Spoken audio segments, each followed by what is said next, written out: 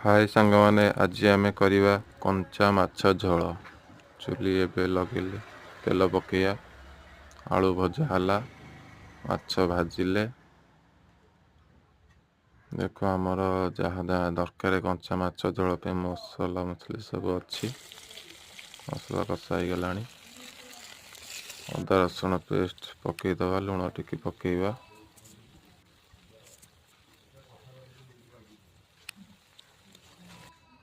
मसला कषि आसला। अदा रसुण पेस्ट नॉनवेज करी मसला मारदवा टिके कस्तूरी मेथी टिके पकईवा। धनिया पत्र टिके पकईवा।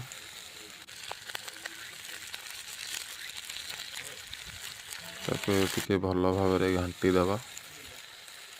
धनिया पत्र टिके ऐड करदवा तादेहरे टिके कषिदवा। ताको मीट मसला पकईवा।